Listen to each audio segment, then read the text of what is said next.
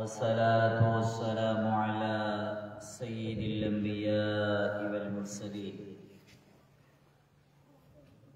अम्मा बअदु फ़अऊज़ु बिल्लाहि समीइल अलीम मिनश शैतानिर रजीम। वमा अर्सलनाका इल्ला रहमतल लिल आलमीन। अल्लाह कमल हाकिमीन ने कलाम मुक़द्दस से जनाब तिलावत करूँ था। दौरान तिलावत खोड़ सारी गालियों, खोड़ सारा मौजू, तमाम वजूं अजमत भरियों असरअंदाज थींदड़ इंतहाई गहरियों नसीहतूं लफ्ज़ लफ्ज़ मां वाज़े ऐं चिटियूं नज़र अचनि थियूं। उन्हनि उनवाननि में क़ुरान जे मौज़ूआत में क़ुरान जे उन्हनि असर अंगेज़ नसीहतुनि में क़ुरान जो हिकिड़ो इंतहाई अहम उनवान आहे मुहम्मदुर रसूलुल्लाह सल्लल्लाहु अलैहि वसल्लम जी सीरत, नबी अलैहिस्सलातु वस्सलाम की हयात, पांजे प्यारे पैगंबर सल्लल्लाहु अलैहि वसल्लम की जिंदगी, इमामुल अंबिया सल्लल्लाहु अलैहि वसल्लम जो अदाऊं। जेकॾहिं को शख्स कुरान खणे ऐं कुरान की तिलावत कंदे सिर्फ इन उनवान के गोले, इन उनवान के इन मौजू के पढ़ंदे तलाश कंदे इन सां गॾोगॾु सभिनी शयुनि जी ॻोल्हा ऐं जुस्तजू करे अल्लाह पंहिंजे नबी सां कीअं मुखातिब आहे, अल्लाह पंहिंजे पैगंबर सल्लल्लाहु अलैहि वसल्लम खे कीअं सॾु कंदो आहे, अल्लाह पंहिंजे नबी सल्लल्लाहु अलैहि वसल्लम के कहिड़ा कहिड़ा लक़ब ॾींदो आहे, अल्लाह रब्बुल आलमीन कहिड़े मेहरबानी भरे रहमतुनि वारे अंदाज़ सां पंहिंजे पैगंबर सल्लल्लाहु अलैहि वसल्लम सां ॻाल्हाईंदो आहे। अल्लाह नबी अलैहिस्सलातु वस्सलाम जे किरदारनि जो तज़किरो कीअं कंदो आहे, दुआउनि जो तज़किरो, सहाबा जो तज़किरो, अहले बैत जो तज़किरो, हिकिड़ो हिकिड़ो उनवान, हिकिड़ी हिकिड़ी नसीहत, हिकिड़ो हिकिड़ो लफ़्ज़ पंहिंजे अंदर तमाम वॾियूं नसीहतूं रखे। मुसलमानों उम्मती हुजण जे नाते सां नबी अलैहिस्सलातु वस्सलाम सां मोहब्बत हुजण जे नाते सां एक अहम ॻाल्हि सम्झाइण चाहियां थो। जॾहिं बि क़ुरान पढ़जो तर्जुमे सां पढ़जो ऐं क़ुरान के तर्जुमे सां पढ़ंदे पढ़ंदे सीरत जे उनवान के भी गौर सां पढ़जो ऐं सीरत जे उनवान में ॻोल्हजो मुहम्मदुर रसूलुल्लाह सल्लल्लाहु अलैहि वसल्लम जे दिल जो दर्द छा हो, हसरत छा हुई, तड़प छा हुई। पाण खां केर पुछे सही अवां जी जिंदगी जी वॾी तड़प, वॾी तमन्ना, वॾी जुस्तजू, एक अहिड़ी तड़प जेका अवां खे रोअण ते मजबूर कंदी हुजे, एक अहिड़ी तड़प जेका अवां खे तहज्जुद जे सजदनि में रुआरींदी हुजे, एक अहिड़ी तड़प जेका अवां खे सहरी जे दुआउनि में रोअण ते मजबूर कंदी हुजे, एक अहिड़ी तड़प जेका मैदान जिहाद में अवां खे रोअण ते मजबूर कंदी हुजे, एक अहिड़ी जुस्तजू ऐं हिकु अहिड़ो दर्द जेको ज़िंदगी भर तव्हां खे मेहनत, जफ़ाकशी, जुस्तजू, कोशिश ऐं काविशनि में हमेशा जे लाइ मसरूफ़ करे छॾे, उहा मुहम्मदुर रसूलुल्लाह सल्लल्लाहु अलैहि वसल्लम जी उम्मत जे लाइ तड़प।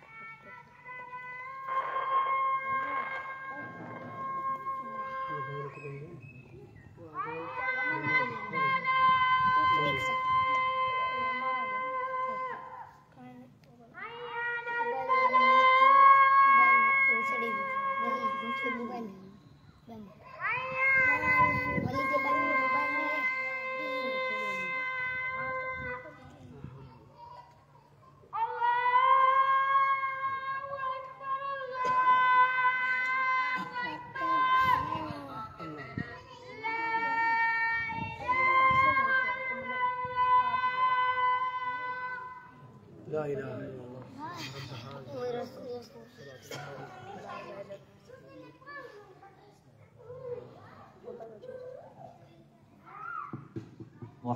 रसूलुल्लाह सल्लल्लाहु अलैहि वसल्लम जी इन्हें तड़प जा तस्करा कुरान में अल्लाह ताला काफ़ी जगह ते फरमाया। गमज़दा हुंदा, परेशान हुंदा, वॾा फ़िक्रमंद हुंदा, डिघियूं तवील दुआऊं घुरंदा, पंहिंजी उम्मत सां गहरी मोहब्बत कंदा ऐं उन मोहब्बत जो इज़हार भी कंदा। उम्मतन जी मोहब्बत जा पाण तस्करा भी कंदा हुआ। इन्हें गम इन्हें तड़प खां पोइ अल्लाह रब्बुल आलमीन मुहम्मदुर रसूलुल्लाह सल्लल्लाहु अलैहि वसल्लम के दिलासा भी ॾिना, तसल्ली भी ॾिनी, सब्र भी सिखारियो, बर्दाश्त भी सिखारी। पहिरीं वही आई इक़रा बिस्मि रब्बिकल लज़ी ख़लक़। कुछ टाइम गुज़री वियो, वॾी शिद्दत सां इंतज़ार रहियो। या तड़प अञा पानी शिद्दत इख्तियार करे वही, या तड़प वरी इंतजार में तब्दील थी वही। सोचींदा रहा सुलेमान मंसूर पूरी रहमहुल्लाह पानी किताब रहमतुल लिल आलमीन में ॾाढा खूबसूरत लफ्ज़ लिखिया। पढ़े लिखियल आयो त पढ़ी वठिजो। वो लिखन था इमामुल अंबिया सल्लल्लाहु अलैहि वसल्लम पहिरीं वही खां पोइ सोचींदा हूंदा इब्तिदा तो मुझे महबूब रब कई आ, हाणे पोइ इंतजार छाजो आ। पहिरियों पैगाम त रब्बुल आलमीन ॾिनो आ, हाण वरी इंतजार छाजो आ। पहिरियां फ़रिश्तो पाण मोकिलियो अथसि, हाणे वरी एॾी देर भला छो कई अथसि। पहिरियां त अल्लाह पाण हम कलाम थियो आ, हाण हम कलाम थियण में भला देर छो थी आ। पहिरियां त फ़रिश्ते सां पाण मुलाक़ात कराई अथसि, हाण इन मुलाकात में ताख़ीर छो थी आ। वो जो एडो महबूब आ वो देर छो तो करे। वो जो एतरो महबूब आ वरी हम कलाम छो कोन तो थे। वो जो एडो महबूब आ वरी पांडे फरिश्ते सा मुलाकात छो न तो कराए। ये इंतजार जो घड़ियो, इन्हें तड़प जो घड़ियो, जिए जिए गुजरंदे वियो, शिद्दत इख्तियार करदे वियो। अम्मा आयशा रज़ियल्लाहु अन्हा इन्हें तड़प के इन लफ्ज़न में बयान कयो। सही बुखारी किताबुल वही जा जुमला अम्मा आयशा रज़ियल्लाहु अन्हा फरमाइन थियो काना युआलिजु मिन तंज़ील शिद्दतन मुहम्मद रसूलुल्लाह सल्लल्लाहु अलैहि वसल्लम जो सबूरी जिंदगी जो जेकना शिद्दत भरियो इंतजार हो, वडी शिद्दत सा ऐं गहरी तड़प सा जेकना को इंतजार हो। वो इंतजार यो हो तो अल्लाह मुसा हम कलाम के निकल थींदो, अल्लाह जी वही केड़े टाइम ते इंदी, रब्बुल आलमीन जो कुरान केड़े टाइम ते नाज़िल थींदो। तॾहिं सुलेमान मंसूर पूरी रहमहुल्लाह लिखियो आ उन वक्त शायद मोहम्मद जे दिल जी तड़प भी आ उन्दी सल्लल्लाहु अलैहि वसल्लम इब्तिदा तो मुझे महबूब रब कई आ। वो हाण इंतजार छा जो आ, हाण भला एडो इंतजार छो तो कराए। उन्हें इंतजार खां पोइ जॾहिं सूरत नाज़िल थी थी या सूरत नाज़िल थी हुई बिस्मिल्लाहिर्रहमानिर्रहीम या अय्युहल मुद्दस्सिर। ए चादर वेरण वाला मोहम्मद सल्लल्लाहु अलैहि वसल्लम कौम फानज़िर उठो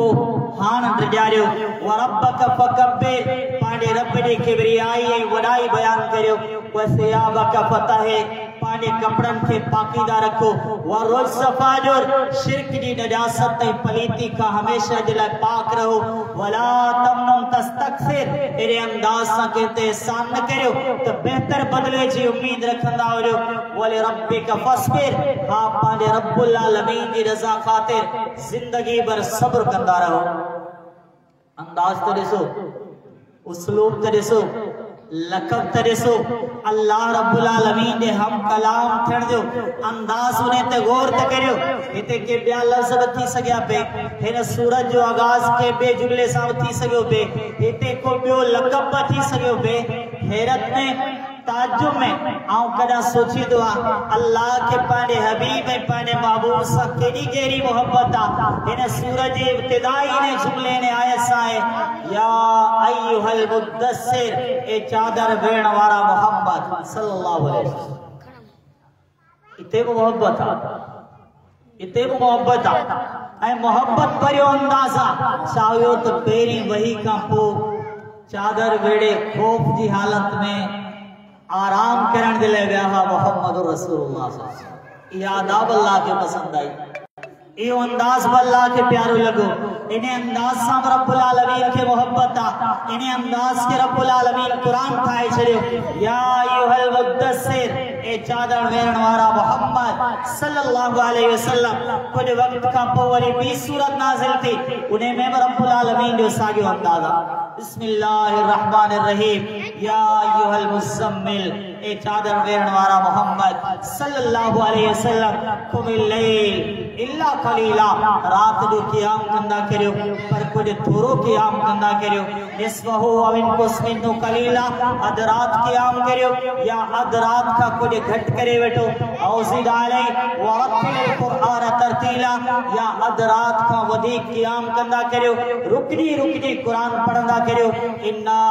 सनुल्क़ी अलैका क़ौलन सक़ीला, इन्ना नाशियतल लैल हिय अशद्दु वतअन व अक़वा मुक़ीला, इन्ना लका फ़िन नहारी सबहन तवीला, वज़्कुर इस्म रब्बिक व तबत्तल इलैहि तबतीला। पाने रब दे नाले जा तज़किरा बयान कंदा करियो, व तबत्तल इलैहि तबतीला, अल्लाह दे यादुन में दुनिया का कटजी विंदा करियो।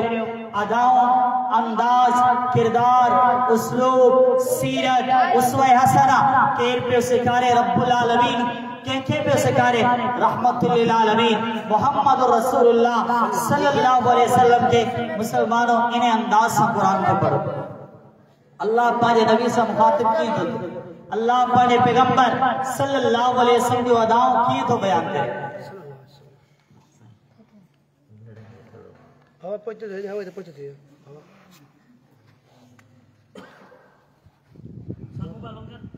ये सागिया अंदाज,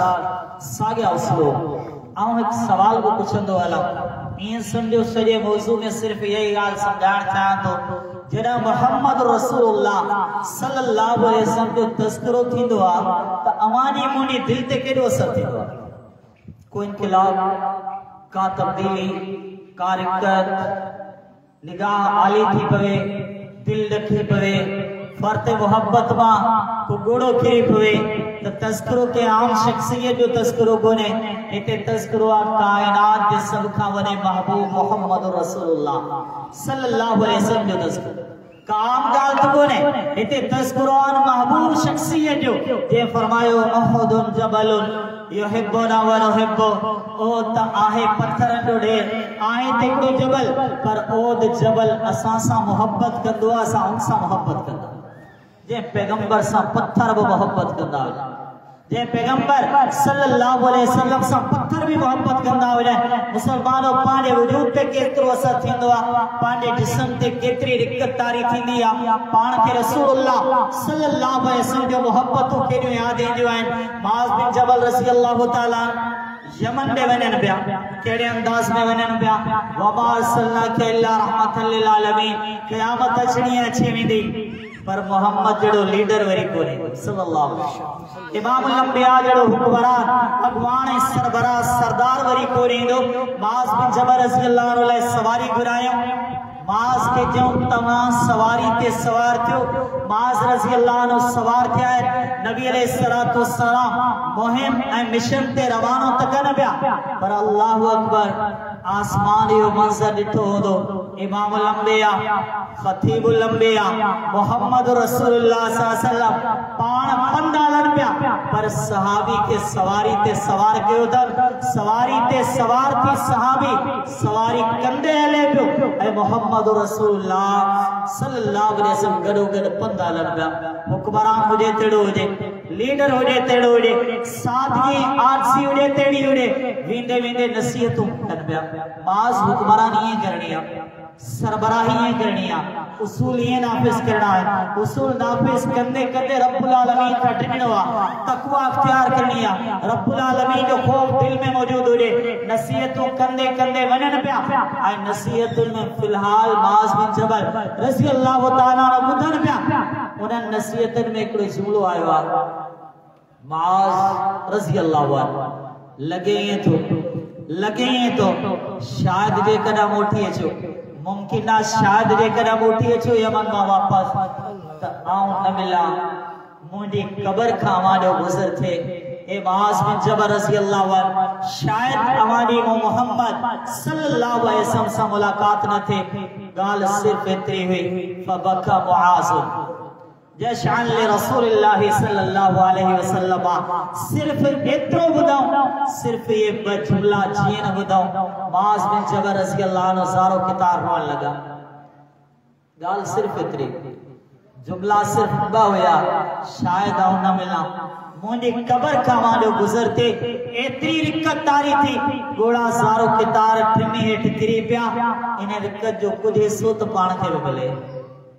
को हिस्सो तो पाण के मिली पवे को थोड़ो हिस्सो पाण के मिली पवे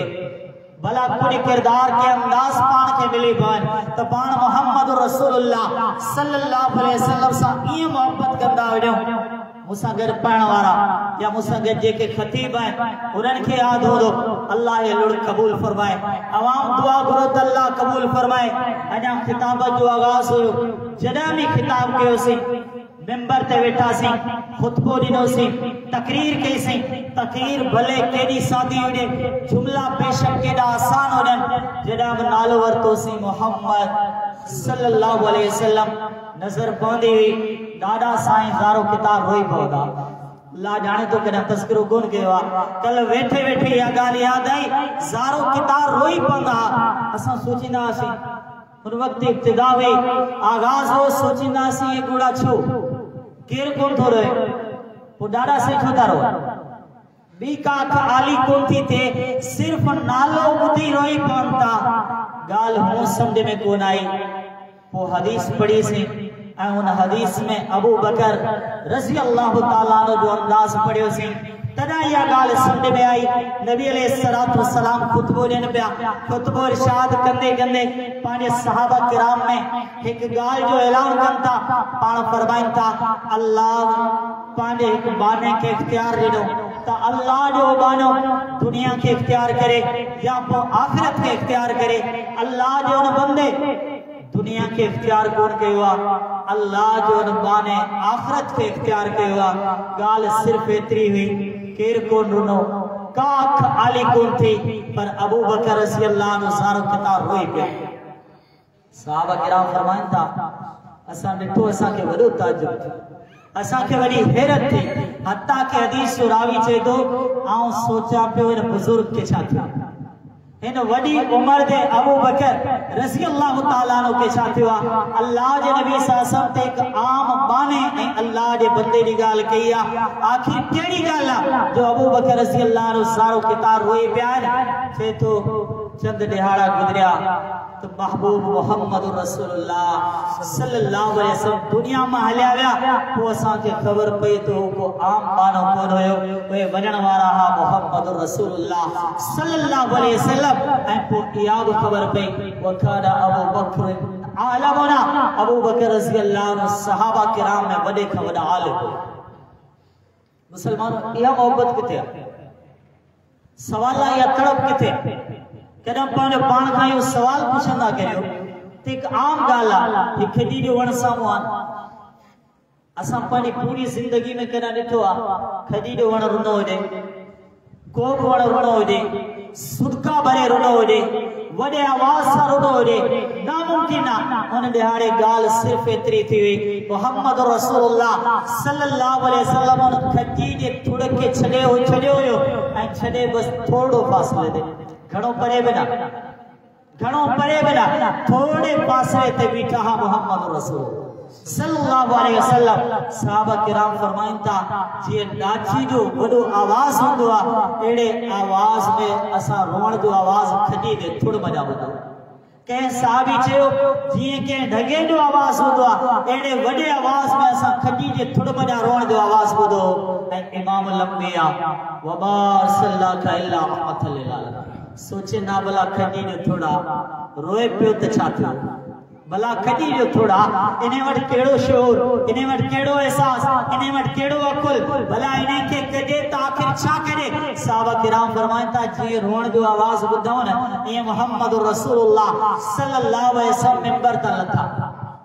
लही आया सिद्धो खडी दे थोड़ दे आया जुमला याद कजो एक आम गाल को ने वमा अरसलनाका इल्ला रहमतल लिल आलमीन एडी रहमत जा तस्करा अल्लाह फिर छो के आया सहाबा किराम फरमान था सा डिठो मोहम्मद रसूलुल्लाह सल्लल्लाहु अलैहि वसल्लम खजी जे थुड़ वटाया खजी जे थुड़ के इमाम लंबिया भाकुर पाए भी खजी जे थुड़ के भाकुर पाए खजी जे थुड़ के खामोश कराया फजाला या इन्नु अनीन सबिये मोहम्मद रसूलुल्लाह सल्लल्लाहु अलैहि वसल्लम जे खजी जे थुड़ के भाकुर पातो औने के खामोश करायो सहाबा किराम फरमायो ये लगो असा के जी को नड़ो बार उड़े उन्हें के को मेहरबान वालिद खामोश कराए खामोश थींदे थींदे वरीब के सुड़का भरे वेंदो आ नचाईंदे वरी सुड़कन जो आवाज ईंदो आ ये वण मजा सा सुड़कन जो आवाज ॿुधो हसन बसरी रहमहुल्लाह जडा भी हदीस बयान कंदा आन पारे सामीन के चवंदा अज सागे जुमला वा के चवण चाया तो वो चवंदा हादिल खशबा ताइनु लि रसूलिल्लाह सल्लल्लाहु अलैहि वसल्लम शौकने रे मुसलमानो अल्लाह जबानो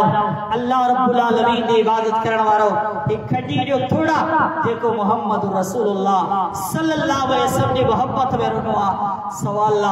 हक त तवा ते ठहे तो तवा मोहम्मद जी मोहब्बत में रहंदा करियो सल्लल्लाहु अलैहि वसल्लम खडी जो थोड़ो शायद आवा का बलवा वो तो रोडवा कदा तवा नबी अलैहिस्सलातु वस्सलाम के याद करे रुना हो कदा तवा नबी अलैहिस्सलातु वस्सलाम के याद करियो कयो रे ए अमा जे निगाहन मा गोड़ा किया हो मुसलमानो हकीकी मोहब्बत गहरी मोहब्बत हकीकी माना में गहरी मोहब्बत आऊं समझा तो एक तज़किरो आवा करवारे छे एकड़ो बयान आवा करवारे छे एक मंजर वहां के वारे छड़ी दो रब्बुल आलमीन जो अंदाज दे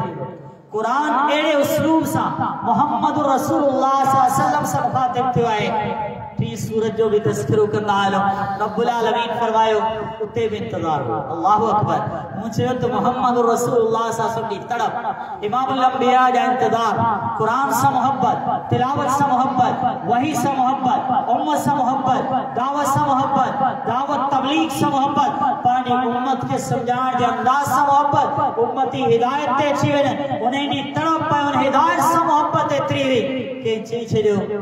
मोहम्मद हाण तो वही कोन आया सल्लल्लाहु अलैहि वसल्लम मोहम्मद हाथ जिब्रील को आयो सल्लल्लाहु अलैहि वसल्लम तानो नींदे जड़ा ये लफ्ज चया वया समझो ता को इंतजार जी के भी अच्छा हो इंतजार तो पहले ही हो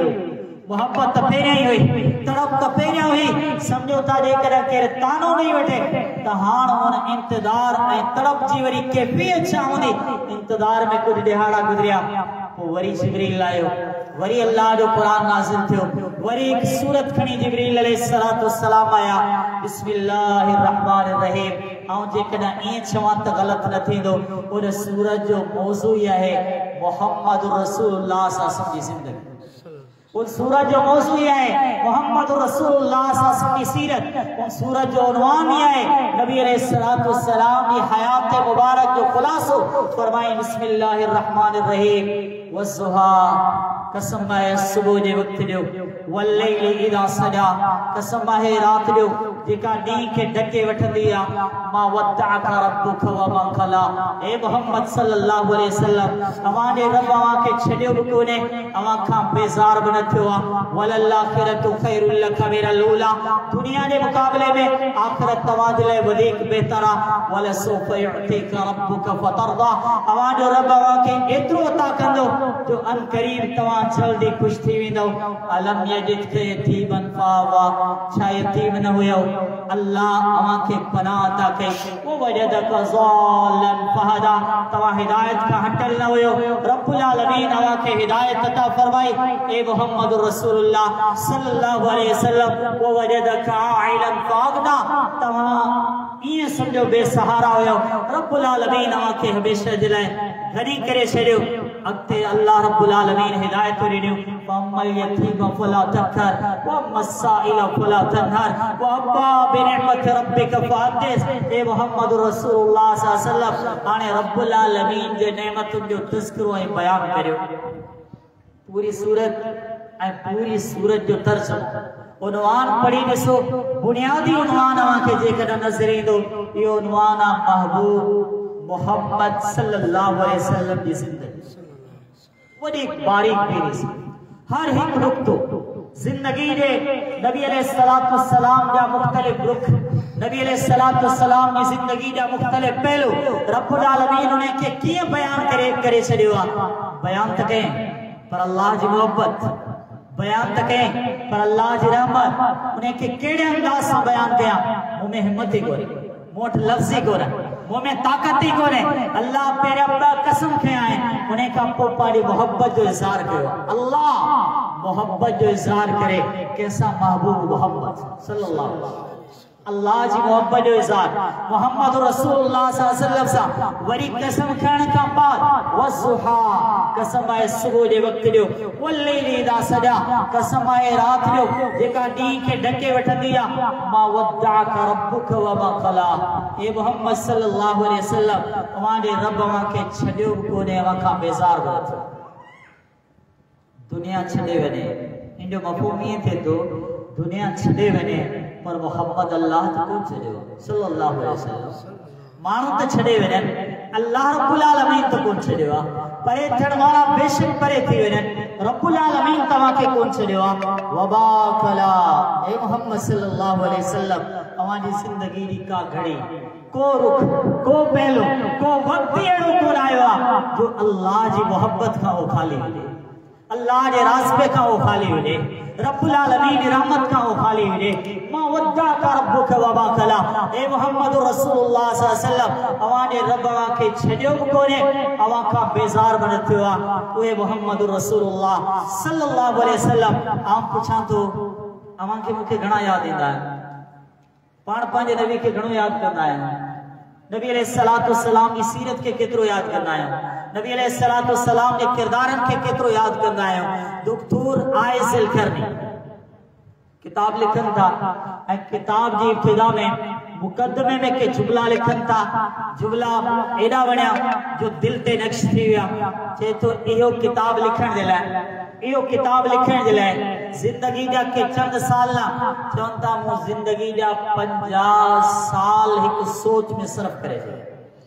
50 साल अध सदी दी गाला 50 मिनट या 50 कलाकन दी गाल कोने चवंता जिंदगी जा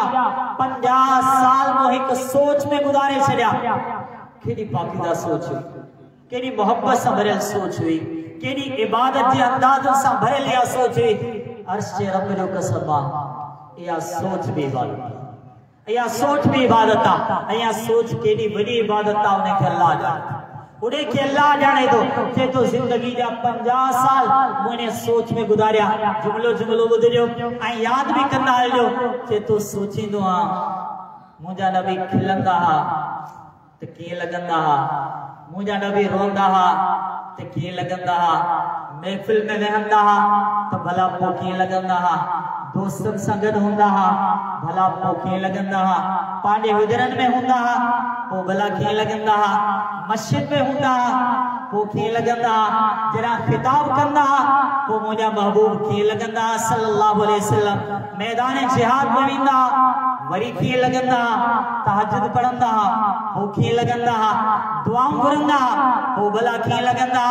मुजो नबी सल्लल्लाहु अलैहि वसल्लम उनन जो लिबास केड़ो हुयो मुझे पैगंबर साहब दा भला वार किए हुआ मुझे नबी ने भला फणी किए हुए मुझे नबी अलैहिस्सलातु वस्सलाम ने जुत्ती की हुई मुझे नबी अलैहिस्सलातु वस्सलाम ने चादर की हुई चवंता जिंदगी जा 50 साल मोने सोच में गुजारे केडी पाकीदा सोचा केडी मोहब्बत से भरल सोचा मुखे तो फुर्सत ही ना है जो महबूब मोहम्मद जी मोहब्बत के सोचा सल्लल्लाहु अलैहि वसल्लम पाण सबेड़ा आयो पाण के आल ऐं औलाद मां फुर्सत किथे मिलंदी आहे पाण के दुनियादारी मां फुर्सत किथे मिलंदी आहे पाण के दुकानदारी मां फुर्सत किथे मिलंदी आहे पाण के की याद ईंदा मोहम्मद रसूलुल्लाह सल्लल्लाहु अलैहि वसल्लम जेड़ा दिल ते गुनाहन जा बार इतना हुजे जो दिल गुनाहन का आजादी न थे जरा दिल ते गुनाहन जा गिलाफ चढ़ी चुका हुजे जरा दिल कारी मेरी थी चुकी हुजे गुनाह से भरजी चुकी हुजे इन दिल के मौसीकी मां फुर्सत मिले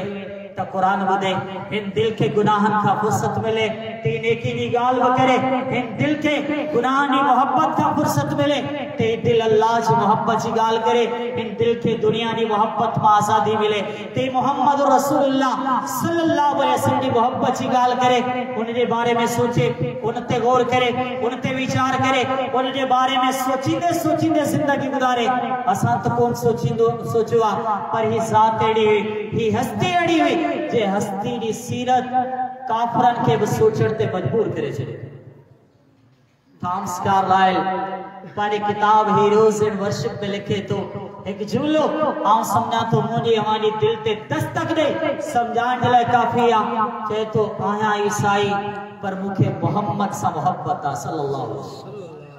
जो इन हस्ती की जिंदगी में मु जनाब पढ़िया किताब लिखे दो सीरत कलम भी खणे दो ऐ कलम खण का बाद किताब लिखे दो के तो जे हस्ती जे जात ते किताब लिखा पियो उन्हें सा इने करे भी मुखे मोहब्बत आ उन हस्ती दी एक गाल मुखे ॾाढी वणंदी आ जे हस्ती जे जात की जिंदगी में समूरी जिंदगी सिर्फ आजिज़ नजर अचे थी सिर्फ सादगी नजर अचे थी मोहम्मद की जिंदगी में तकब्बर जो नालो निशानी को सल्लल्लाहु अलैहि वसल्लम वो अदाओं वो अंदाज वो किरदार काफरन के भी सोचण ते मजबूर करता मुसलमानों पार तो कौन सोचो सोची ना करे गौर कंदा करियो नबी अलैहिस्सलातु वस्सलाम की जिंदगी के पढ़ना करियो इमाम अल अंबिया सल्लल्लाहु अलैहि वसल्लम के अदाओं के याद करना करियो मुझे वहां की दरखास्त ये मौजू उधर का बात ये अज़म करियो इंशाअल्लाह मोहम्मद रसूलुल्लाह सल्लल्लाहु अलैहि वसल्लम की जिंदगी ते को किताब पढ़ा नबी अलैहिस्सलातु वस्सलाम की सीरत इमाम अल अंबिया सल्लल्लाहु अलैहि वसल्लम की हयात ते को किताब जरूर पढ़ंदा सी माइकल हार्ट ये कौन लिखियो का गाल हुई तरह लिखियो उन्हें ये कौन लिखियो का गाल हुई तरह लिखियो पूछे तो जीण मु कलम खयो मुझे कलम जे नोक ते पेरो नालो आयो मोहम्मद सल्लल्लाहु अलैहि वसल्लम हालांकि ईसाई ईसा अलैहिस्सलातु वस्सलाम के पाडो पैगंबर मनींदो जे तो दुनिया में मानो मुखा पुछंदा मानो मुखा सवाल कंदा माइकल को ॿियो नालो के बी ज़ात जो नालो के बी एसटी जो नालो हमारे कलम ते पेरा कौन आयो पेरो नालो आयो मोहम्मद सल्लल्लाहु अलैहि वसल्लम आखिर राज केड़ो चे तो राज एवा पूरी दुनिया ने शख्सियत के मु पढ़ियो है उन्हें जी जात ते लिखण जे लाइ कलम भी खणियो याद रखो मोहम्मद रसूलुल्लाह सल्लल्लाहु अलैहि वसल्लम जेडी का भी शख्सियत मुके नजर ही कोती मैदान सियासत की गाल करियो तनाब पेरे नंबर ते नजर ईंदा मोहम्मद रसूल सल्लल्लाहु अलैहि वसल्लम मोहम्मद जड़ो कायनात में को लीडर ही कोने जेकर मजहब की गाल करियो तनाब पेरे नंबर ते नजर ईंदा मोहम्मद रसूलुल्लाह सल्लल्लाहु अलैहि वसल्लम मजहबी पेशवा की गाल करियो या दुनियावी के आम तरीन सियासतदान की गाल करियो जेकर वडे का वडा लीडर भी आए जेकर वडे का वडा मजहबी पेशवा है माइकल लिखे तो मुके नजर अचन था मोहम्मद रसूल सल्लल्लाहु अलैहि वसल्लम गैर मुस्लिम कलम खणी लिखी पान कलमो पढ़ंदे वरी तई सीरत का कलमो पढ़ंदे भी नबी सल्लल्लाहु अलैहि वसल्लम की जिंदगी के कौन पढ़े कलमो पढ़ी नबी अलैहिस्सलातु वस्सलाम की हयात के कौन पढ़े सी मुसलमानों पैगाम मुसलमानों दावत वडे इख्तिसार सा ही दरखास्त अचो इमाम अल अंबिया सल्लल्लाहु अलैहि वसल्लम की जिंदगी के पढ़दा करो नबी अलैहिस्सलातु वस्सलाम की हयात के पढ़दा करो एकड़े एकड़े रुख के पढ़दा करो ए हदीस या चंद मंजर कुरान के चंद मनाजिर मु आके बुधाया है एडाहन मकाम मोहब्बत एडाहन मकाम मोहब्बत इतराहन मकाम मोहब्बत मोहम्मद रसूलुल्लाह सल्लल्लाहु अलैहि वसल्लम की मोहब्बत जा मकाम तवा हैरत पे भेजी अमा हैरत पे बैठी वेंदो ई जात केतरी वाजिब मोहब्बत ई जात केतरी फर्ज मोहब्बत जेकर कायनात में सबनी का वधिक आला तरीन कास्ती वाजिब मोहब्बत तो मोहम्मद रसूलुल्लाह सल्लल्लाहु अलैहि वसल्लम या केड़ा बयान कंदो केड़ा केड़ा मंजर बयान कंदो पांची गाल करियो था जिन्हें के मोहम्मद सल्लल्लाहु अलैहि वसल्लम डिठो ही कोने इमाम अल अंबिया सल्लल्लाहु अलैहि वसल्लम की नजर भी कौन पया उन्हन साहब नबी के मोहब्बत अल्लाहु अकबर अबू बकर रज़ी अल्लाह अन्हु से मोहब्बत तमाम सहाबा किराम से मोहब्बत तमाम अहले बैत से मोहब्बत पर जिन्हन ते एक नजर भी कौन पया उन्हनि ते बि मोहम्मद सल्लल्लाहु अलैहि वसल्लम खे उन्हनि सां बि मोहब्बत आहे। फरमाइनि था वदितु अन्नारा इला इख्वारना, फरमाइनि था मुंहिंजी दिलि चवंदी आहे मोहम्मद सल्लल्लाहु अलैहि वसल्लम जी दिलि चवंदी आहे मोहम्मद सल्लल्लाहु अलैहि वसल्लम जी तड़प आहे मोहम्मद सल्लल्लाहु अलैहि वसल्लम जी मोहब्बत आहे। काश आऊं पंहिंजे उम्मतनि खे ॾिसी वठां हा जिन्हनि उम्मतनि में मोहम्मद रसूलुल्लाह सल्लल्लाहु अलैहि वसल्लम खे ॾिठो। काश आऊं उन्हनि खे ॾिसां, काश आऊं उन्हनि खे ॾिसां जिन्हनि में मोहम्मद रसूलुल्लाह सल्लल्लाहु अलैहि वसल्लम खे ॾिठो ई कोन्हे। कहिड़ा कहिड़ा मक़ाम बयान कंदो। अली रज़ी अल्लाह ताला अन्हु फरमाइनि था मूंखे जंग बदर जी रात यादि आहे, मूंखे जंग बदर जी रात यादि आहे। कीअं यादि ईंदी आहे? चवनि था मूं ॾिठो हुयो नबी अलैहिस्सलातु वस्सलाम जा सभु सहाबा किराम आराम ऐं सुकून जी निंड में सुतल हुया, पर मोहम्मद रसूलुल्लाह सल्लल्लाहु अलैहि वसल्लम तहज्जुद जी नमाज़ कयो। नबी अलैहिस्सलातु वस्सलाम मैदान बदर में तहज्जुद जे सजदे में हुया। उम्मतियो ला इलाहा इल्लल्लाह पढ़ण वारो मैदान बदर जा सदा के पैगाम ॾियनि था, वो तहज्जुद के पैगाम ॾिए थो, वो दुआऊं के पैगाम ॾियनि थियूं। नबी अलैहिस्सलातु वस्सलाम जा मैदान बदर जा लुड़क के पैगाम ॾियनि था। हिन ज़ात जहिड़ी का ॿी ज़ात कोन्हे, हिन ज़ात जहिड़ी रहमतुल लिल आलमीन जहिड़ी ॿी का हस्ती थी कोन थी सघे। सवाल इहो आहे अवाम सां केतिरी मोहब्बत कई आहे, अवां जी मोहब्बत जो केतिरो हक़ अदा कयो आहे, अवां उन्हनि जी सीरत खे केतिरो पढ़ियो आहे, अवां उन्हनि जे किरदारनि खे केतिरो पढ़ियो आहे। सही बुखारी जे जुमला आहिनि मैदान बदर में दुआ घुरियूं, दुआ घुरंदे घुरंदे पंहिंजे हथनि खे बुलंद कयूं, आसमान ना बुलंद कंदा विया, आसमान ना बुलंद कंदा विया, बुलंद कंदे कंदे इन कैफियत में दुआ घुरियूं। उहा चादर जंहिंजो तज़किरो आहे या अय्युहल मुज़म्मिल, उहा चादर जंहिंजो तज़किरो आहे या अय्युहल मुद्दस्सिर, वह चादर हेठ जमीन ते किरी पई। अबू बकर रज़ी अल्लाह ताला अन्हु आया, वह चादर खयो नबी अलैहिस्सलातु वस्सलाम ने कुल्हनि ते रखियो। कुल्हनि ते रखण खां बाद दरख़्वास्त कनि था ए मोहम्मद रसूलुल्लाह सल्लल्लाहु अलैहि वसल्लम हाण बस करियो, तव्हां अल्लाह सां ॾाढो इसरार कयो, हाण बस करियो, तव्हां रब्बुल आलमीन सां ॾाढो तकरार कयो आहे। मुसलमानों कहिड़ा कहिड़ा मक़ाम बयान कंदो, केड़ा केड़ा अंदाज बयान कंदो। काश हमारी मुझे दिल एड़ी थी वने, काश हमारी मुझे दिल एड़ी थी वने, काश हमारी मुझे दिल एड़ी थी वने जी नालो अचे मोहम्मद सल्लल्लाहु अलैहि वसल्लम। खबर पवे त के महबूब ज़ात जो नालो के आम हस्ती जो नालो कोने, के आम ज़ात जो नालो कोने, के आम मुक़द्दस हस्ती जो तज़किरो कोने। ही कायनात जी महबूब तरीन हस्ती आहे, हिक आम गाल कोने। जनाब कुरान पढ़ो या कुरान के बुधो या कुरान जो तर्जुमो पढ़ो ऐं उन कुरान के तर्जुमे में जीअं नबी अलैहिस्सलातु वस्सलाम जी सीरत जा बयान थियनि, ख़बर पवे के मुक़द्दस हस्ती जो तज़किरो, के मुक़द्दस तरीन ज़ात जो तज़किरो आहे। ऐं ईअं ख़बर पवे त खाली थी वञे, जिस्म ते रिकत तारी थी वञे ऐं दिल मां निकिरे लब्बैक या अल्लाह,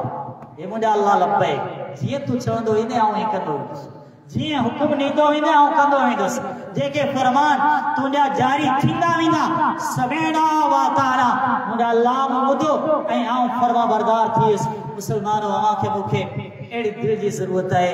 बयान खोड़ थिया, बयान खोड़ सारा थींदा बि रहंदा, जलसा घणा थिया इंशाअल्लाह घणा थींदा बि रहंदा, मुलाक़ातूं खोड़ सारियूं थियूं ऐं अल्लाह जी तौफ़ीक़ सां इंशाअल्लाह वरी बि थींदियूं रहंदियूं। ज़रूरत इन ॻाल्हि जी आहे, ज़रूरत इन ॻाल्हि जी आहे, ज़रूरत इन ॻाल्हि जी आहे। मुसलमानों अमल जेको ॿुधो था उन ते अमल, जेका क़ुरान जी आयत ॿुधो था उन ते अमल, जेका हदीस रसूल सल्लल्लाहु अलैहि वसल्लम ॿुधो था उन ते अमल। ये जुमलो समिअना व अताना, ए असांजा अल्लाह असां ॿुधो असां फरमा बरदार थी वियासीं, असां नाफरमानी कोन कंदासीं, असीं मुखालिफत कोन कंदासीं, असीं तज़ाद में कोन ईंदासीं, असीं टक्कर में कोन ईंदासीं। अल्लाह असीं तुंहिंजा बि फरमा बरदार, तुंहिंजे महबूब मोहम्मद जा फरमा बरदार सल्लल्लाहु अलैहि वसल्लम। अल्लाह तुंहिंजी नाफरमानी बि कान थींदी इंशाअल्लाह, तुंहिंजे पैगंबर सल्लल्लाहु अलैहि वसल्लम जी नाफरमानी बि कान थींदी इंशाअल्लाह। अल्लाह ही महफिलूं कायम ऐं दायम रखे, अल्लाह ही जलसा कायम ऐं दायम रखे। जिन मुझे भाई ने प्रोग्राम को इनकाद किए हुए अल्लाह ताला वाली कोशिशों ऐं काविश कबूल फरमाए। अल्लाह अमा सभिनी भाइरनि जी हाज़िरी इन मस्जिद में वेहण कबूल फरमाए। अल्लाह मूंखे अमा सभिनी भाइरनि खे अमल जी तौफ़ीक़ अता फरमाए। आमीन। आखिर दावाना अनिल हम्दुलिल्लाहि रब्बिल आलमीन। जज़ाकल्लाह खैर।